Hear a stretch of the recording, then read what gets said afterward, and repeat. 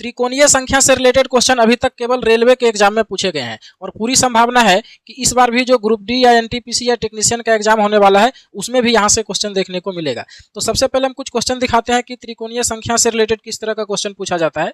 यहाँ पर देखिए एएलपी के एग्जाम में पूछा गया है, कह रहा है निम्नलिखित में से कौन एक त्रिकोणीय संख्या नहीं है ना। फिर यहाँ पर देखिए कह रहा है पहली 5 त्रिकोणीय संख्या का माध्य ज्ञात करिए। और क्वेश्चन आप देख सकते हैं यहाँ पर कह रहा है कि 2 लगातार त्रिकोणीय संख्या का योगफल सदैव होता है। एक सम संख्या होता है, एक अभाज्य संख्या होता है, एक वर्ग संख्या होता है, या फिर इसमें से कोई नहीं।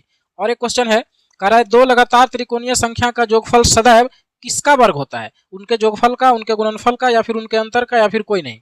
तो त्रिकोणीय संख्या से इस तरह के जितने भी क्वेश्चन बनते हैं इसमें कुछ भी नहीं है, सब 2-2 सेकंड का क्वेश्चन है। इसके लिए आपको त्रिकोणीय संख्या के बारे में केवल जानना पड़ेगा। तो इस वीडियो में हम त्रिकोणीय संख्या के बारे में ही बात करेंगे। त्रिकोणीय संख्या और उसके कुछ प्रॉपर्टीज है, उसको जानने के बाद ये सब क्वेश्चन आप पढ़ते पढ़ते कर देंगे। और बहुत छोटा सा टॉपिक है और अभी 2 मिनट के अंदर आपको सारा चीज समझ में आ जाएगा और ये सभी क्वेश्चन को आप देख देख के आंसर कर देंगे। तो आइए सबसे पहले हम लोग त्रिकोणीय संख्या के बारे में समझते हैं, फिर इन सभी क्वेश्चंस को करेंगे। इसके पहले अगर आपने हमारे चैनल को अभी तक सब्सक्राइब नहीं किया है तो सब्सक्राइब करके नोटिफिकेशन बेल को ऑन कर लीजिए, क्योंकि हम रेगुलर इस तरह का वीडियो इस चैनल पर लेकर के आते रहते हैं। तो अगर हम त्रिकोणीय संख्या की बात करें तो सबसे पहला नंबर का जो त्रिकोणीय संख्या होता है वो होता है 1। दूसरा त्रिकोणीय संख्या जो है वो है 3। तीसरा त्रिकोणीय संख्या जो है वो है 6। चौथा त्रिकोणीय संख्या जो है वो है 10 और पांचवा त्रिकोणीय संख्या जो है 15 है। इसी तरह से छठा, सातवां, आठवां भी बढ़ते जाएगा। तो इस तरह का क्वेश्चन आ सकता है कि आप 20वां नंबर का त्रिकोणीय संख्या बताइए, है ना, ऐसा क्वेश्चन आ सकता है। तो देखिए कैसे करेंगे। पहला नंबर का तो 1 हुआ, ठीक है। दूसरा नंबर का देखिए 3 कैसे आया। दूसरा नंबर का निकालना रहेगा तो 1 से 2 तक सभी संख्या को जोड़ देंगे। तो 1 से 2 तक अगर जोड़े सभी संख्या को तो 1 और +2 कितना हो जाएगा, 3 हो जाएगा। उसी तरह से अगर तीसरा नंबर का निकालना है तो 1 से 3 तक के सभी संख्या को जोड़ देंगे। तो 1 +2 और +3 ऐसा करेंगे तो कितना हो जाएगा। देखिए 2 और 1 3, 3 और 3 6 हो रहा है ना। तो तीसरा नंबर का जो त्रिकोणीय संख्या है वो है 6। इसी तरह से अगर चौथा नंबर का निकालना रहेगा तो 1 से 4 तक के सभी संख्याओं को जोड़ देंगे। तो 1 +2 +3 +4 ऐसा करेंगे तो कितना हो जाएगा, 10 हो जाएगा, है ना। तो ये हो गया चौथा नंबर का। उसी तरह से जितना नंबर का त्रिकोणीय संख्या निकालना रहेगा 1 से वहां तक के सभी संख्याओं को जोड़ देंगे। लगातार संख्याओं को जोड़ने के लिए फॉर्मूला भी रहता है। जैसे अगर आपको 30 तक के सभी संख्याओं को जोड़ना है तो क्या हो जाता है, 30 × 31/2, है ना। यानी कि जहां तक जोड़ना है उसको लेंगे और उससे एक ज्यादा लेंगे और गुना करके उसका आधा कर देंगे। जैसे अगर मान लिया जाए 100 तक का जोड़ना है तो लिखेंगे 100 × 101/2। ये हो जाएगा 1 से 100 तक के संख्याओं का योगफल। यानी कि अगर आपको 100 नंबर का त्रिकोणीय संख्या पूछेगा तो ये हो जाएगा।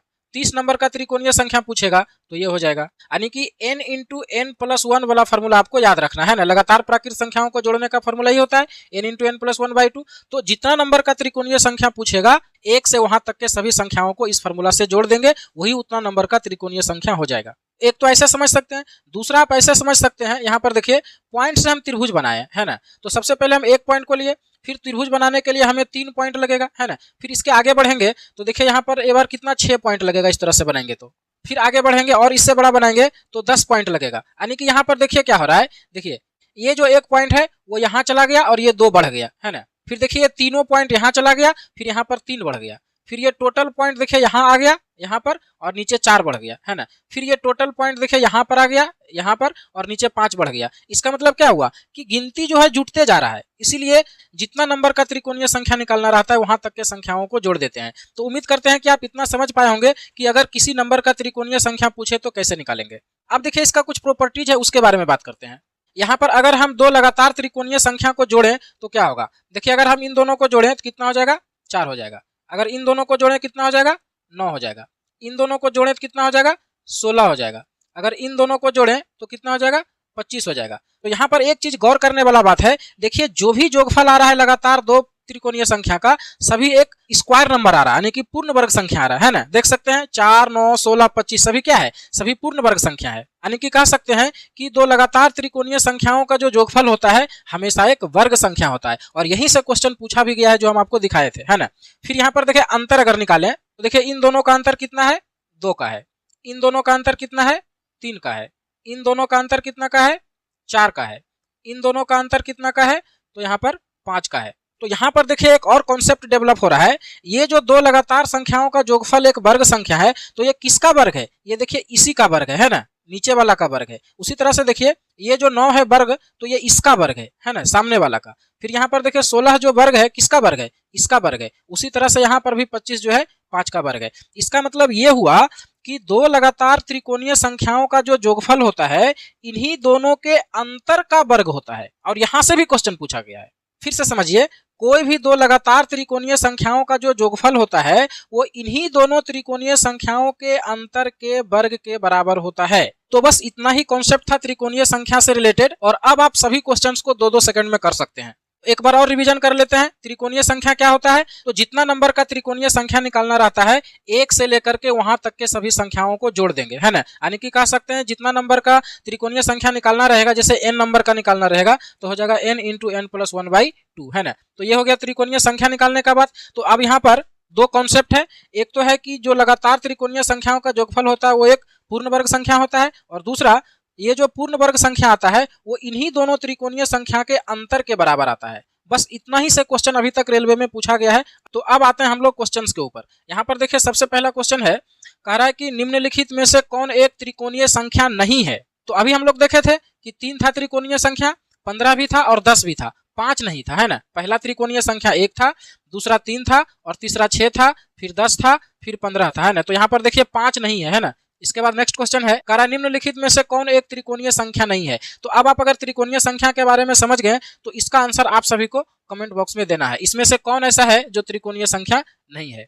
इसके बाद अगला क्वेश्चन है, यहाँ पर कह रहा है पहली 5 त्रिकोणीय संख्याओं का माध्य ज्ञात करें। तो माध्य का मतलब क्या होता है, औसत। यानी कि पहला जो 5 लगातार त्रिकोणीय संख्या होगा उसका एवरेज निकालना है। तो 5 संख्या भी हम लोग निकाले थे, एक 1 था, फिर 3 था, फिर 6 था, फिर 10 था और फिर 15 था। तो इन्हीं सभी को जोड़ करके और 5 संख्या है तो 5 से भाग कर देंगे, यही एवरेज हो जाएगा, यानी कि माध्य निकल जाएगा। तो देखिए कितना हो जाएगा, ये 4, 4 और 6 10, 10 20 और 15, 20 और 15 कितना होता है, 35 होता है।